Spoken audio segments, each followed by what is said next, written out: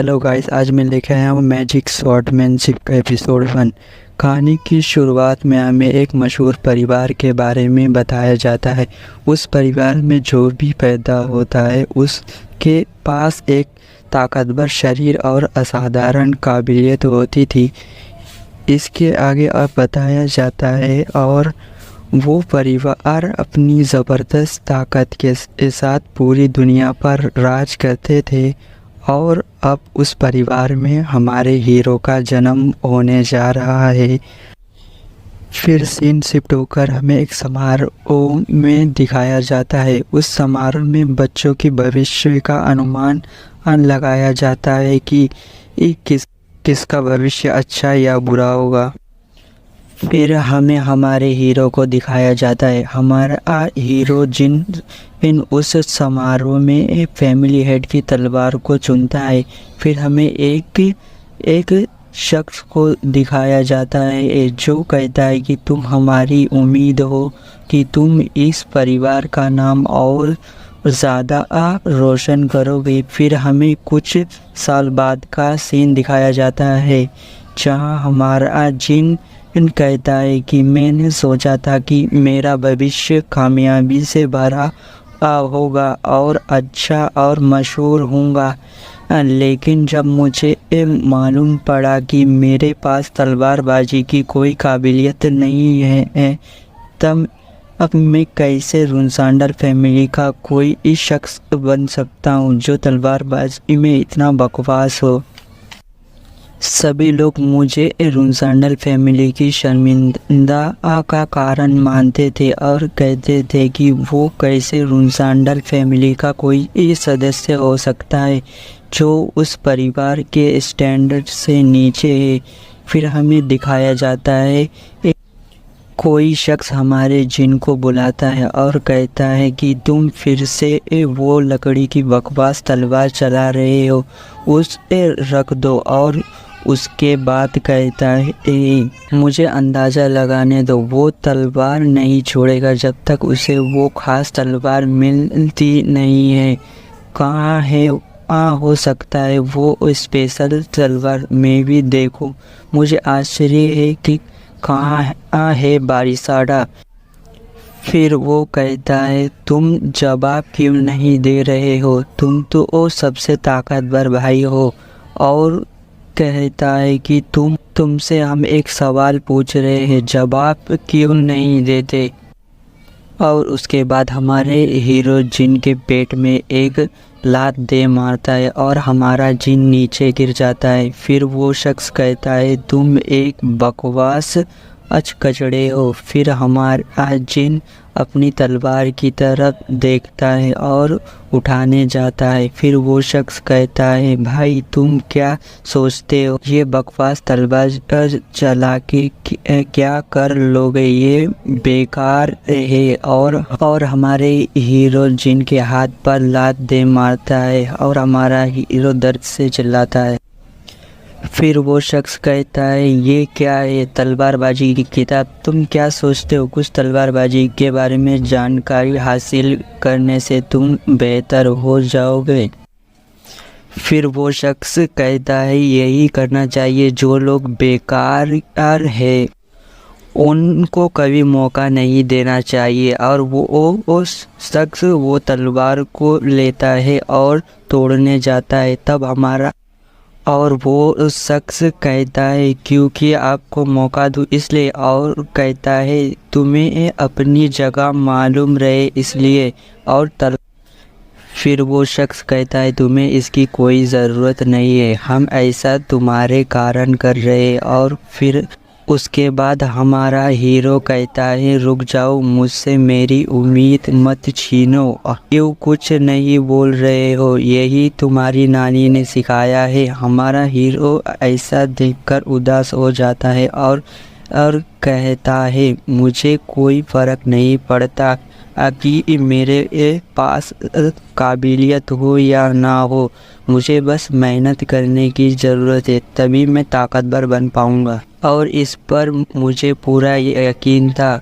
उसके बाद कुछ सालों बाद का सीन दिखाया जाता है जहां हमारे हीरो को परिवार से निकाल दिया जाता है।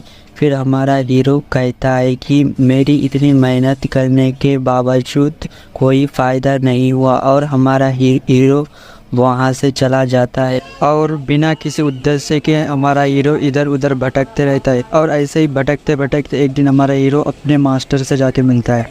फिर जिन का मास्टर हमारे जिन से कहता है कि तुम्हारे पास जादू की काबिलियत है। तब हमारे हीरो को पता चलता है कि उसके पास जादू की काबिलियत है।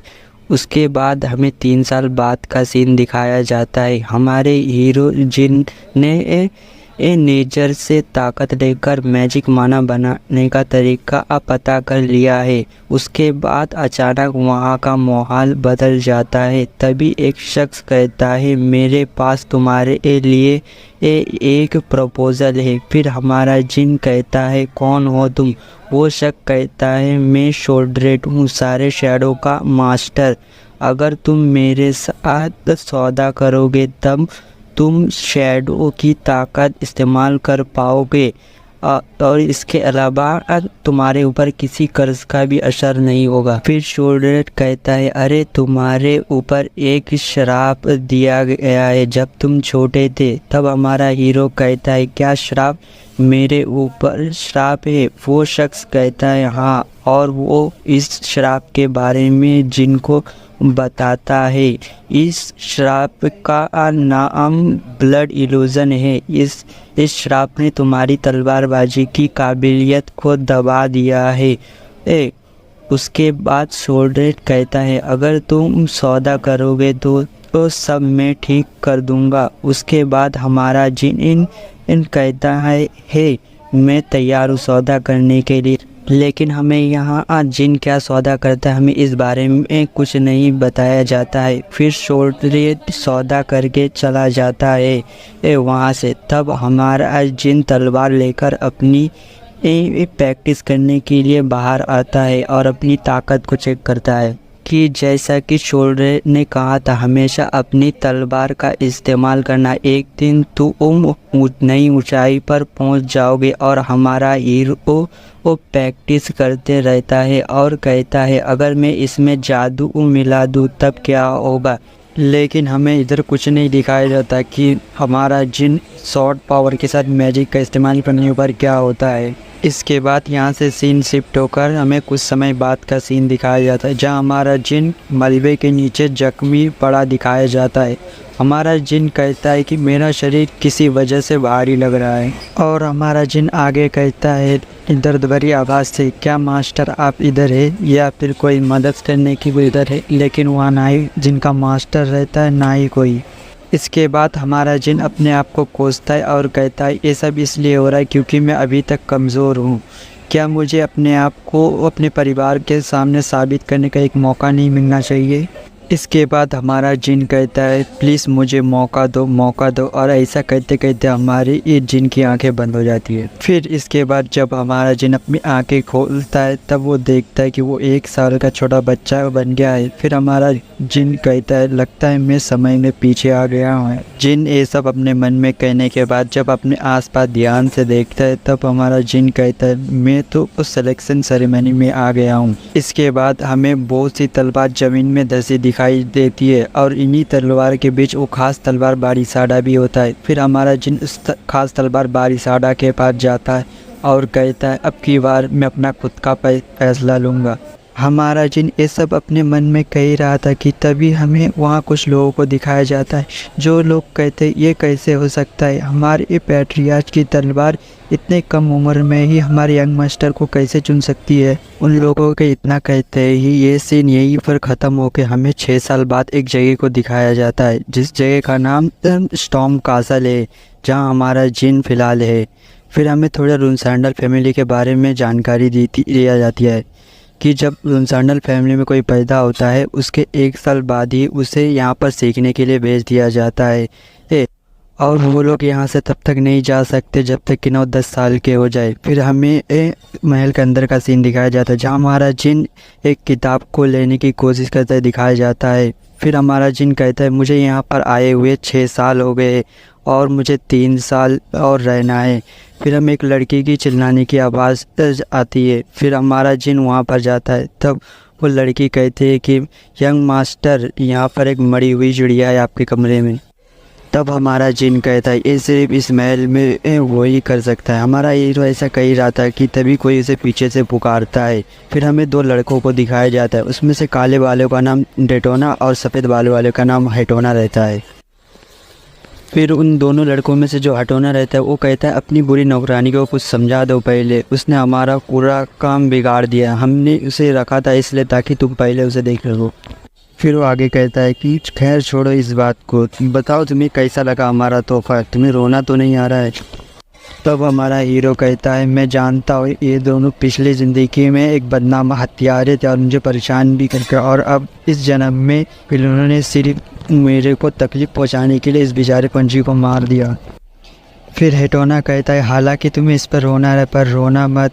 फिर और आगे कहता है क्या तुम हमें नहीं सुन सकते, कोई जो हमारे परिवार का मुखिया बनने वाला था क्या हमारे बारे में कुछ नहीं सोचता, और कहाँ छोड़ के अपनी खास तलवार बारिसाड़ा को। फिर हमारा हीरो कुछ कहता है लेकिन इन्हें सुनाई नहीं दे, इसलिए कहते हैं इन लोग कि फिर से दोबारा कहो। लेकिन हमारा जिन चुपचाप खड़ा रहता है, कुछ नहीं बोलता। इससे हेटोना गुस्सा होकर हमारे हीरो को एक पंच मारने जाता है। तब हमारा हीरो उसके हाथ को पकड़ लेता और कहता है मैंने कहा जन्म के जानवर अपना मुंह बंद रखो, और हेटोना के मुंह के नीचे एक ज़बरदस्त पंच दे मारता है। फिर हेटोना कहता है तुम्हारी हिम्मत कैसे हुई। फिर हमारा जिन कहता है मैंने बहुत सह लिया, अब और ज़्यादा सह नहीं सकता।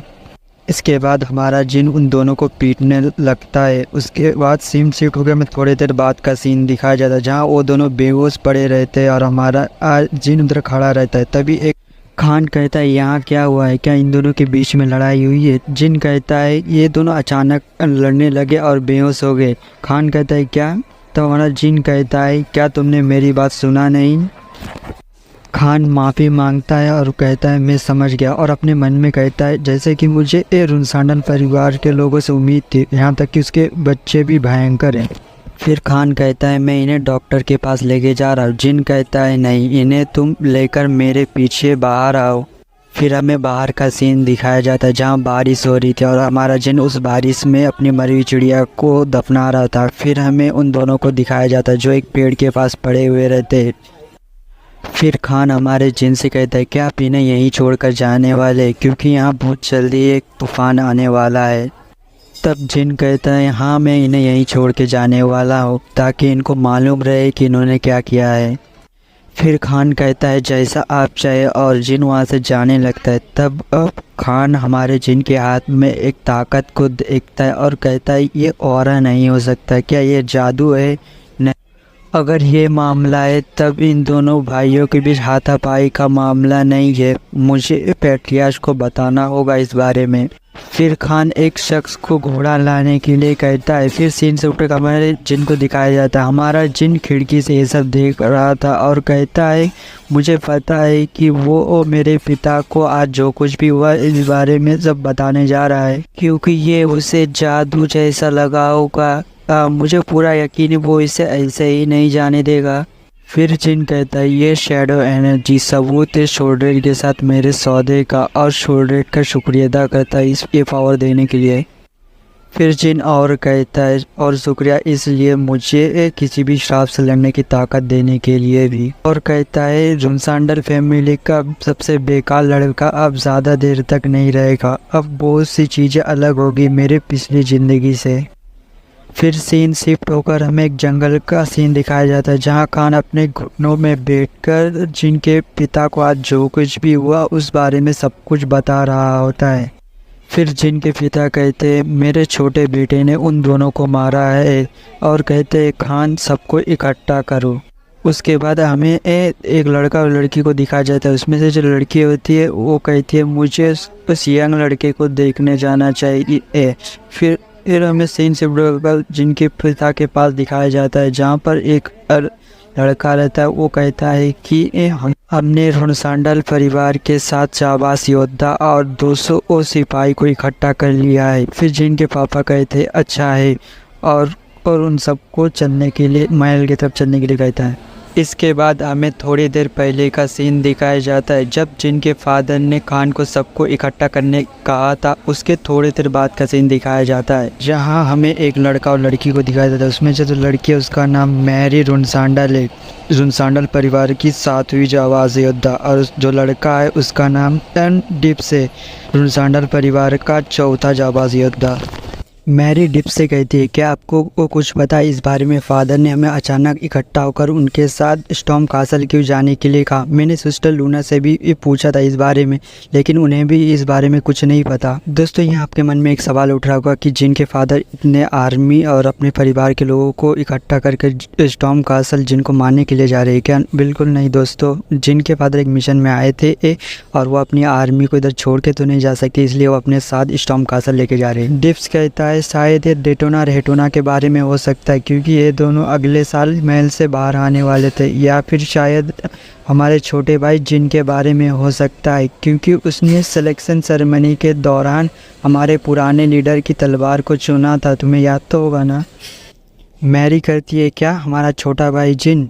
फिर वो आगे कहती है, हाँ उसने चुना था, लेकिन क्या ये सिर्फ ये वजह काफ़ी है क्या फादर को जिनके पास लौटने के लिए? फिर आगे कहते हैं, खैर छोड़ो इस बात को, हम ऐसे भी हम जानते हैं कि फादर क्या सोचते थे। फिर तभी वहाँ एक लड़की आती है जिसका नाम लूना रुनसांडल है, जो रुनसांडल परिवार की पहली जाबाज योद्धा है। लूना मैरी और डिप्स को कहती है, चुप रहो, फादर को डिस्टर्ब मत करो। फिर मीरा लूना से माफ़ी मांगती है और फादर के पीछे पीछे चलने लगती है और अपने मन में कहती है, फादर को व्यक्तिगत रूप से उसे देखने जाना पड़ रहा है, क्या वो इतना उपयोगी है? फिर यहाँ से सीन शिफ्ट होकर हमारे जिन और उसकी मेट को दिखाया जाता है। दोस्तों, मेट मतलब नौकरानी। जिनकी मेट कहती है, पैट्रियाज हमें देखने के लिए आ रहे। दोस्तों, पैट्रियाज मतलब क्लैन का लीडर या फिर मुखिया भी कह सकते हो। और वो आगे कहती है, शायद वो अपने बच्चों को मिलने आ रहे हैं। जिन कहता है शायद, और अपने मन में सोचने लगता है कि खान ने ज़रूर मेरे फादर को सब कुछ बता दिया होगा आज जो कुछ भी हुआ, लेकिन मुझे डरने की कोई बात नहीं, क्योंकि खान काफ़ी अच्छा है, इसलिए उसने मैं जादू का इस्तेमाल कर सकता हूँ। मेरे फादर को बताते हुए ज़्यादा सख्ती नहीं की होगी, उसने सिर्फ उतना ही बताया होगा जितना देखा है कि आपका छोटा बेटा जिन ऐसी ताकत का इस्तेमाल करता है जो ना तो जादू है ना तो और इसलिए फादर यहाँ देखने के लिए आ रही, क्या मेरी ताकत हमारे क्लैन की संपत्ति या आने वाले भविष्य के लिए क्या फ़ायदेमंद या नुकसानदायक। फिर हमें महल के गेट का सीन दिखाया जाता है जहाँ जिनके फादर अपनी सेना को लेकर अंदर आ रहे थे और कहते कि डेटोना रेटोना को मेरे पास लेके। फिर यहाँ से सीन शिफ्ट होकर हमें महल के अंदर का सीन दिखाया जाता है जहाँ डेटोना रेटोना रुग्नोबेल बैठ कर कहते, बताइए फादर आपने हमें यहाँ क्यों बुलाया। दोस्तों, मैं आपको एक बात बताना भूल गया था, डेटोना रेटोना जिनके भाई है। जिनके फादर कहते हैं, मैंने सुना कि जिन ने तुम्हारे साथ झगड़ा किया, तुमने क्या किया था जिसकी वजह से जिन ने तुम्हारे साथ झगड़ा किया? डेटोना कहता है, हमने कुछ नहीं किया था फादर, वो था जिसने पहले झगड़ा शुरू किया और हमें मारने लगा। फिर डेटोना कहता है, हाँ फादर ये सच चल रहा है और उसके पास एक अनजान ताकत भी थी जो ऑरा नहीं था, वो दिखने में जादू जैसा था। फिर डेटोना अपने मन में सोचते, हमारे परिवार में जादू का इस्तेमाल करना सख्त मना है। मैरी अपने फादर से कहती, ये सही है फादर, अगर जिन जादू का इस्तेमाल कर सकता है तब हमें उससे पूछताछ करनी चाहिए उसके कुछ छुपाने से पहले। फिर जिन के फादर डेटोना रेटोना से कहते, इसे तुम अपने दिल में बसा लो कि तुम इस परिवार में ज़्यादा देर तक सर्वाइव नहीं कर पाओगे। दोस्तों, यहाँ पर जिनका फादर ऐसा क्यों कहा हमें थोड़ी देर बाद मालूम पड़ जाएगा। फिर जिन का फादर एक शख्स को कहते, जाओ जाकर जिन को इधर लेके आओ। फिर यहाँ से सीन शिफ्ट होकर हमें हमारे जिन को दिखाया जाता है। जिन कहता है, मेरा फादर चिरोन रुनसांडल, जिन्हें मैंने कभी जाना है, वो ताकतवर है लेकिन एक ही समय में कोल्ड हार्ट पर्सन बन रहे थे। दोस्तों, कोल्ड हार्ट पर्सन मतलब जो किसी के बारे में ज़्यादा कुछ सोचता ना हो कि सामने वाले को बुरा लगे या अच्छा। दोस्तों, फिर हमें यहाँ जिन के फादर के बारे में कुछ थोड़ी जानकारी दी जाती है कि लोगों ने उन्हें जीनियस नाइट पीक डेमिगॉड नाम का टाइटल दिया है। दोस्तों, इसका कोई मतलब नहीं है, बस नाम के लिए दिया गया है। फिर हमें इसके बाद बताया जब उन्हें जीनियस नाइट का दर्जा दिया गया, उसके बाद से उन्होंने अपनी ज़्यादातर ह्यूमन इमोशंस को गवा दिया और उनकी मौजूदगी से उनके क्लैन और उसके विकास के लिए हो गया। फिर जिन कहता है, मेरा फादर जिनके पास कोई काबिलियत नहीं होती थी, जैसे कि मैं, वो उनके साथ ऐसा व्यवहार करते थे कि जैसे कि वहाँ कोई भी नहीं है। लेकिन इस बार इस ज़िंदगी में मैं पक्का कह सकता हूँ कोई भी मुझे नकार नहीं सकता। और जिन दरवाज़ा खोलकर अंदर चला जाता है, फिर हमें रुनसांडल परिवार के कुछ लोगों को दिखाया जाता है। फिर जिन अपने फादर के सामने झुककर कहता है आई ग्रीट पैट्रियार्क। जिनके फादर कहते हैं तुमने मुझे पैट्रियार्क क्यों कहा, फादर क्यों नहीं कहे। मैंने इसलिए आपको पैट्रियार्क कहा क्योंकि यहाँ मेरे भाई बहन, गार्डियन नाइट और हमारे क्लाइंट के 100 से भी ज़्यादा बंदे, इसलिए मैंने अनुमान लगाया कि आप ज़रूर किसी अपने ख़ास ऑफिसर से यहाँ मिलने आए। जिनके फादर कहते ये एक शानदार जवाब है, लेकिन मैं आज किसी और वजह से आया हूँ, क्या तुम अब से मुझे फादर कह सकते हो। फिर जिनके फादर कहते मैं तुमसे कुछ सवाल पूछना चाहता हूँ जो तुम्हारे भाइयों से भी पूछा था। तुम्हारे भाइयों ने क्या गलती किया था जिसकी वजह से तुमने उसको पीटा। फिर जिन कहता है वो मेरा बदला था। फिर मीरा कहती है अगर तुम रुनसांडल परिवार के एक ही सदस्य हो तो तुम्हें जो कुछ भी दिया गया है, चाहे एहसान हो या नाराज़गी, जो कुछ भी तुम्हें दिया गया है वो तुम्हें वापस लौटा देना चाहिए। दोस्तों यहाँ मीरा ऐसा क्यों बोलती है हमें नहीं बताया जाता। इसके बाद जिनके फादर कहते हैं जिन को छोड़कर सभी इस कमरे से बाहर चले जाओ। फिर वहाँ जो सैनिक थे वो एक दूसरे से बात करते क्या जिन पैट्रियार्क के डेस्क को पार करवाएगा। तभी एक लड़की कहती है यहाँ से खड़े क्यों हो, ये पैट्रियार्क का हुक्म है। फिर वहाँ के सैनिक कहते हैं हाँ हम पैट्रियार्क के ऑर्डर का पालन करेंगे, और वो सब कमरे से बाहर चले जाते हैं। फिर मीरा का सीन दिखाया जाता है जो कमरे से बाहर जाते जाते कहती है फादर तुमसे अकेले में बात करना चाहते हैं। छोटे भाई जिन ये इतना ही बुरा नहीं है। फिर जिनके फादर को दिखाया जाता है जो कहते हैं मैंने सबको बाहर भेज दिया क्योंकि मुझे तुमसे सिर्फ कुछ सवाल पूछना है। तुम्हारे भाइयों ने बताया कि तुम जादू का इस्तेमाल करते हो। तुम्हें पता है ना हमारे परिवार में जादू का इस्तेमाल करना सख्त मना है, क्योंकि अगर तुम जादू का इस्तेमाल करना सीखोगे तब तुम तलवारबाजी की शिखर तक कभी पहुंच नहीं पाओगे। तो बताओ जिन क्या तुम जादू का इस्तेमाल कर सकते हो या नहीं। अगर तुम जादू का इस्तेमाल कर सकते हो तब मैं इसे हल्के में नहीं जाने दूंगा। फिर जिन अपने मन में कहता है जहाँ तक मैं फादर को जानता हूँ वो इसे नज़रअंदाज करना नहीं चाहेंगे क्योंकि ये शोल्डरेट की ताकत है। फिर जिन अपने फादर से कहता है मुझे अपनी ताकत के बारे में ज़्यादा कुछ नहीं पता कि ये जादू है या औरत, तो मैं इसे क्या नाम दूँ। अगर आप बुरा ना माने तो आप इसे एक नाम देना चाहेंगे। और जिन अपने हाथ में अपनी ताकत को एक्टिवेट करता है जिससे उसका फादर बोलकर कहता है कि ये हमारे फाउंडर की शैडो एनर्जी है, तो इसका मतलब है कि मेरा बेटा जिन हमारे एक फैमिली हेड का डिसेंडेंट है। फिर जिन कहता है फादर मुझे इस बारे में बताइए कौन सी ताकत है। फिर जिन के फादर कहते अच्छा ठीक है मैं तुम्हें बताता हूँ, ये गॉड ऑफ शैडो सोल्डरेट की पावर है। फिर जिन कहता है क्या गॉड ऑफ शैडो। फिर जिनके फादर कहते हैं हाँ गॉड ऑफ शैडो, उन्होंने हमारे एक रुनसांडल परिवार के फाउंडर लॉर्ड टेमर के साथ एक कॉन्ट्रैक्ट बनाया था और वो तब से हमारे साथ है। लेकिन जब लॉर्ड टेमर गुजर गए उसके बाद से रुनसांडल परिवार में गॉड ऑफ शैडो को कभी नहीं देखा गया। मुझे ये भी नहीं पता कि इसका क्या कारण है, लेकिन अब मुझे ऐसा लगता है कि वो तुम्हारे ज़रिए रुनसांडल परिवार तक पहुंचने की कोशिश कर रहा है। फिर जिन कहता है कि मैं एक बात को लेकर उत्सुक हूँ, क्या गॉड ऑफ शैडो वो आपसे भी ज़्यादा ताकतवर है। फिर जिनके फादर कहते हैं मैं नहीं जानता क्योंकि मैंने पहले कभी गॉड ऑफ शैडो से लड़ाई नहीं की। फिर जिन कहता है क्या आपने गॉड ऑफ शैडो से कभी लड़ाई नहीं की। हाँ। फिर जिनके फादर कहते ये वास्तव में सबसे अच्छा जवाब था जो मैं तुम्हें दे सकता था, और जिनको अपने पास बुलाते और कहते ये बहुत अच्छा क्वेश्चन था जो तुमने पूछा। और आगे कहते शुक्रिया तुम्हारा ये शानदार सा क्वेश्चन करने के लिए जिससे मुझे तुमसे आगे बातचीत करने का मौका मिला। अब मुझे लगता है मेरा यहाँ आने का फ़ैसला बहुत अच्छा था। फिर जिनके फादर और आगे कहते चलो छोड़ो इन सब बातों को, मुझे तुमसे कुछ और सवाल पूछने दो।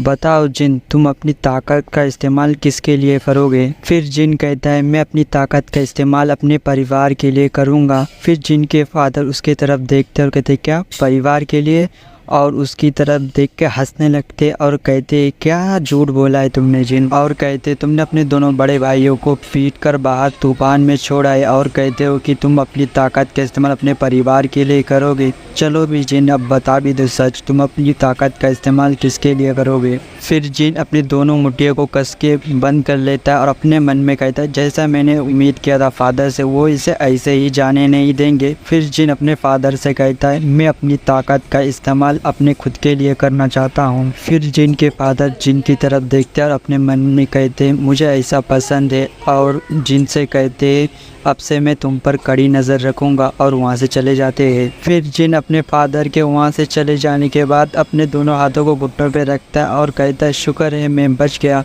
हालांकि मैं शैडो एनर्जी का इस्तेमाल करने का परमिशन चाहता था, लेकिन ये भी अच्छा है कि फादर मेरे बारे में अब से सोचेंगे। ऐसा होगा मेरे को बिल्कुल भी उम्मीद नहीं थी। और कहता है ये ज़िंदगी ये पूरी तरीके से मेरे पिछली ज़िंदगी से अलग है। फिर यहाँ से सीन शिफ्ट होकर हमें महल के बाहर का सीन दिखाया जाता है, जहाँ हमें मैरी को दिखाया जाता है। मैरी कहती है जिन इधर आओ, देखो तुम्हारी ये सिस्टर मैरी तुम्हारे लिए क्या लाई है, तुम्हारे लिए ख़ास तोहफा लाई है। फिर जिन की मेट के हाथ में वो तोहफा देकर कहती इसे अच्छी तरह से उबाल कर खा लेना, जैसे ही तुम इसे खाओगे जल्दी से ताकतवर बन जाओगे। और उसके बाद सिस्टर मैरी वहाँ से चली जाती है। फिर जिन सिस्टर मैरी के चले जाने के बाद अपने मन में कहता है क्या मेरे लिए तोहफा, और उस बॉक्स को खोल के चेक करता है। जैसे ही जिन उस बॉक्स को खोल के चेक करता है वो हैरान हो जाता है और कहता है क्या फोनिक्स साथ मुझ जैसे 7 साल के बच्चे को सिर्फ सिस्टर मैरी ने ऐसा ख़ास तोहफा गिफ्ट कर दिया। और कहता है सिस्टर मैरी सच में क्रेज़ी है। फिर हमें जिन सिस्टर मैरी के बारे में कुछ जानकारी देता है कि सिस्टर मैरी 6 स्टार की नाइट है। दोस्तों 6 स्टार नाइट ये रैंक होगा ये उनकी पावर का। और बोलता है कि सिस्टर मैरी रुनसांडर परिवार की 7वीं जाबाज योद्धा है, जिसे हम विन फ्यूरी के नाम से जानते हैं, लेकिन उसका और एक नाम है the mad and woman southern region. फिर जिन एक कुर्सी को उठाकर खाने के टेबल के पास रखता है और अपने मन में कहता है मेरी लड़ाई की दीवानी बहन ने मुझे क्यों दिया होगा, ये जाहिर है वो चाहती है कि मैं इसे खाऊं और जल्दी से ताकतवर बनूं ताकि मैं उसका अपोनेंट बन सकूं। और जिन कहता है अगर मैं इसे कम उम्र में खाऊंगा तब मेरे ऊपर आग का कोई असर नहीं होगा, और इतना ही नहीं और मुझे ये जल्दी बड़े होने में भी मदद करेगा। फिर जिन खाने के टेबल पर बैठकर चम्मच बिम्मच को लगा रहा होता है और अपने मन में कहता है मेरे पास जबकि पहले ही फोनिक्स साट मौजूद है, अब बस मुझे 6 स्टार का जादूगर बनने की ज़रूरत है। फिर मैं अपने खुद के हाथ में अपने खुद के फोनिक्स को बुला सकता हूँ। हमारा जिन ऐसा सोच ही रहा था कि तभी वहाँ पर उसकी मेड आ जाती है और कहती है क्या यंग मास्टर जिन मैंने आपको इंतज़ार करवाया। जिन कहता है बिल्कुल नहीं, तुमने ज़्यादा इंतज़ार नहीं करवाया। फिर जिन की मेड कहती यंग लेडी मैरी कितनी अच्छी है ना कि आपको इतना शानदार तोहफा दिया। और जिन की मेड कहती है प्लीज़ इसे ठंडा होने से पहले खा लीजिए। फिर जिन कहता है हाँ मैं खा तो लूँ, लेकिन इससे पहले मुझे लगता है कि मेरे दोनों बड़े भाई मुझसे कुछ कहना चाहते हैं। फिर जिन कहता है बताओ तुम दोनों क्या कहना चाहते हो। फिर डेटोना कहता है मुझे ऐसा लगता है कि ये तुम्हारे लिए बहुत ज़्यादा है। फिर हेटोना कहता है हाँ मैंने देखा हूँ तुम्हारी नौकरानी ने एक बहुत बड़े बर्तन में यही सूप रखी है तुम्हारे लिए, तो क्या तुम हमें कुछ दे सकते हो क्या उसमें से पीने के लिए। फिर जिन कहता है अगर तुम इसे पीना चाहते हो तो तुम्हें मेरे एक रिक्वेस्ट को पूरा करना होगा। फिर डेटोना रेटोना हाँ कहते हैं। फिर यहाँ से सीन शिफ्ट होकर हमें गुफा का सीन दिखाया जाता है, जहाँ डेटोना रेटोना खुदाई करते दिखाए जाते हैं और कहते हैं हम ऐसा क्यों कर रहे, हम जानते हैं कि यहाँ कोई हमें देखने के लिए नहीं है, तो फिर हम ऐसा क्यों कर रहे हैं। अगर किसी ने हमें यहाँ खोदते हुए देख लिया तो हम क्या कहेंगे। फिर उनमें से कोई एक कहता है कि हम कह देंगे कि जिन ने हमें खोदने के लिए कहा है, तब जिन को जवाब देना होगा, हमें नहीं। उनमें से फिर कोई एक कहता है हाँ तुम सही कह रहे हो, हमें तो बस सूप की ज़रूरत है। फिर यहाँ से सीन शिफ्ट होकर हमें एक जगह का सीन दिखाया जाता है जहाँ छत से धूल गिर रहा था। दोस्तों शायद ये डेटोना जिस जगह पर खोद रहे थे शायद उसी के अंदर गुफा के अंदर कोई कमरा होगा। फिर हमें एक दरवाज़ा दिखाया जाता है। फिर हमें इस दरवाजे के उस साइड का सीन दिखाया जाता है जहाँ एक कांच के डब्बे में एक शख्स कैद रहता है। इसके बाद यहाँ से सीन शिफ्ट होकर हमें डेटोना रेटोना को दिखाया जाता है जो दोनों जिन ने जो कहा था वो काम करके जिन के पास आ गए थे। जिन कहता है भाइयों तुम्हारा स्वागत, इतनी जल्दी आ गए। फिर डेटोना हेटोना कहता है हमने वैसा कर दिया जैसा तुमने कहा था, अब हमें हमारा सूप दे दो पीने के लिए। जिन कहता है मैंने पहले ही टेबल पर रख दिया है वहाँ। डेटोना कहता है क्या सच में? फिर डेटोना हेटोना जब टेबल पर देखते हैं तो वहाँ सिर्फ 2 चम्मच में थोड़ा थोड़ा सूप रखा होता है। जो देख के बोलते हैं छोटा जिन ये तो बहुत कम है। जिन कहता है मैंने तो कहा था मैं इसमें से कुछ दूंगा, लेकिन मैंने इतना ये नहीं बताया था कि मैं इसमें से कितना दूंगा। और कहता है जैसा मैंने वादा किया था तुमसे, मैंने अपने वादे को निभाया, अब तुम एंजॉय करो। फिर डेटोना और हेटोना बहुत गुस्सा हो जाते, लेकिन जिनको कुछ नहीं कहते और जिनको कहते तुम्हारा बहुत बहुत शुक्रिया छोटे भाई जिन।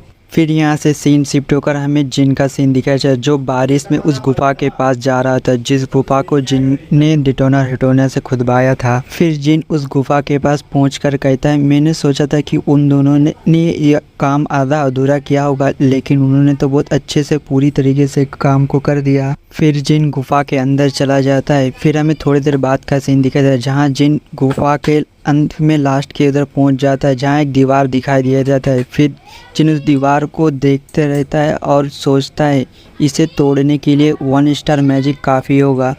फिर जिन अपने हाथ में मैजिक को एक्टिवेट करता है जिससे जिन के आसपास चमकने लगता है। फिर जिन अपने दोनों हाथों को दीवार पे मारता है जिससे एक मैजिक सर्कल बनता है और उस पर से ग्रीन कलर की इलेक्ट्रिसिटी निकलता है जिससे वो दीवार टूट जाता है। फिर जिन कहता है मैंने आखिरकार इसे तोड़ दिया। फिर हमें अंदर का सीन दिखाया जाता है जहाँ एक बड़े से दरवाजे को दिखाया जाता है। जिन उस दरवाजे को देखकर कहता है ये सांडल परिवार का सीक्रेट स्टोरेज रूम, पिछली ज़िंदगी में मुझे यहाँ आने का मौका नहीं मिला था, इसलिए मुझे थोड़ा अजीब लग रहा है यहाँ आने से। फिर जिन कहता है मुझे अब इस दरवाजे को खोलने के लिए क्या करना होगा। तभी जिन को याद आता है उसके पिछली ज़िंदगी में उसके एक भाई ने कहा था तुम्हें इसे खोलने के लिए एक सीक्रेट वर्ड कहना होगा। फिर जिन उस सीक्रेट कोड को कहता है क्या रुनसांडल परिवार का बच्चा मुर्कान को दिलासा देने आ सकता है। जिन के इतना कहने के साथ ही वो दरवाज़ा खुल जाता है। फिर जिन अंदर चला जाता है। उसके बाद हमें अंदर का सीन दिखाया जाता है। वहाँ एक बड़ी सी जगह होती है। फिर वहाँ जिन जाते जाते कहता है ये वो जगह है जहाँ रुनसांडल परिवार ने सीक्रेट स्टॉर्म को छुपा के रखा है और पिछले 1000 साल में जो कुछ भी उन्हें मिला है उन्होंने यहाँ ला के रखा है। फिर जिन कहता है चलो अब इसे अच्छी तरह से घूम लेते हैं क्योंकि मुझे पिछली बार यहाँ आने का मौका नहीं मिला था, क्योंकि मेरे भाई ने कहा था यहाँ सिर्फ रुनसांडल परिवार के जाबाज योद्धा ही आ सकते हैं, इसलिए तुम्हें यहाँ ये सब इस बारे में जानने की कोई ज़रूरत नहीं क्योंकि तुम्हारी उतनी औकात ही नहीं है। फिर जिन कहता है लेकिन तुम्हारा शुक्रिया बड़े भाई, क्योंकि तुमने जो कहा था उसका मैं अब अच्छे से उपयोग कर रहा हूँ। जिन ऐसा कहते कहते एक जगह पहुँचता है और कहता है वो क्या है। फिर हमें उस चीज़ को दिखाया जाता है जो वही शख्स है जिसको पिछले एपिसोड में हमें दिखाया गया था जो कांच के उसमें बंद था। फिर जिन उसके पास आता है और उसे ध्यान से इधर उधर से देखने लगता है और कहता है ये इंसान नहीं हो सकता, तो फिर ये क्या चीज़ है। फिर जिन ऐसा कह रहा था कि तभी उसे कुछ याद आता है। मैंने सुना था कि रुनसांडल परिवार की पहली जाबाज योद्धा ने एक ब्लैक ड्रैगन मुर्कान को हराया था, क्या ये वही ब्लैक ड्रैगन मुर्कान है। मुझे तो इस बात पर यकीन ही नहीं था, लेकिन अब जब देख रहा हूँ तब मुझे यकीन आ गया है। फिर जिन वहाँ कुछ देर तक रुकता है और कहता है मेरे पास इसके लिए टाइम नहीं है, मुझे ये टॉम को ढूंढना पड़ेगा। और जिन वहाँ से चला जाता है और कहता है क्या वो वहाँ हो सकता है टॉम। फिर हमें कांच के अंदर कैद वाले शख्स को दिखाया जाता है जिसके हाथ को हिलते हुए दिखाया जाता है, लेकिन हमें यहाँ पर ज़्यादा कुछ नहीं दिखाया जाता है। फिर यहाँ से सीन शिफ्ट होकर हमें जिन को दिखाया जाता है। जिन कहता है फाइनली मैंने इस टॉम को ढूंढ ही लिया, यहाँ मुझे हर परिवार के सीक्रेट के बारे में जानकारी मिल जाएगी। फिर जिन उस टॉम के अंदर चला जाता है और अंदर जाकर देखता है वहाँ बहुत सारी किताबें, और जिन उन किताबों को देखने लगता है। किताबों को देखते देखते उसे किताब मिलता है जो 3 स्टार मैजिक की किताब रहती है। जिन कहता है मुझे इसे अपने साथ लेके चाहिए, लेकिन अगर मैं पकड़ा गया तब मेरे लिए बहुत ख़तरनाक होगा, इसलिए मुझे इसे कॉपी कर लेना चाहिए। और कहता है मैं यहाँ हर दिन आऊँगा और इसे थोड़ा थोड़ा करते करते कॉपी करता रहूँगा सारी किताबों को। इसके बाद जिन यहाँ से चला जाता है और कुछ दिनों तक ऐसे ही जाता आता रहता है। लेकिन एक दिन जब जिन टॉम के लाइब्रेरी में किताबों को कॉपी कर रहा था, तब उसे ऐसा लगता है कि कोई यहाँ पर है। फिर जिन कहता है ऐसा नहीं हो सकता, मैं जितना जानता हूँ कि अभी स्टॉर्म कासल में कोई नहीं है, तो फिर अभी यहाँ कौन आ सकता है। और जिन दरवाजे स्टॉर्म के दरवाजे के पास जाके उसे खोलता है। जैसे ही जिन खोलता है तब वहाँ एक शख्स खड़ा रहता है। फिर वो शख्स हमारे जिन की तरफ देखता है और एक डरावना शक्ल बना के जिन से पूछता है कि तुम कौन हो। फिर जिन जैसे ही उसे ध्यान से देखता है तब उसे याद आता है ये वो ब्लैक ड्रैगन मुर्कान है जो कांच के अंदर कैद था। जिन कहता है लेकिन ये ऐसा कैसे हो सकता है, मैंने तो अपनी पिछली ज़िंदगी में ऐसा नहीं सुना था कि ब्लैक ड्रैगन मुर्कान जाग गया था, तो फिर ऐसा कैसे हो सकता है। फिर जिन आगे कहता है मुझे ज़्यादा घबराना नहीं चाहिए क्योंकि ब्लैक ड्रैगन मुर्कान हमारे परिवार का गार्डियन ड्रैगन है, मुझे बस उसे रिस्पेक्ट देनी चाहिए और उसके सामने एक बच्चे की एक्टिंग करना चाहिए।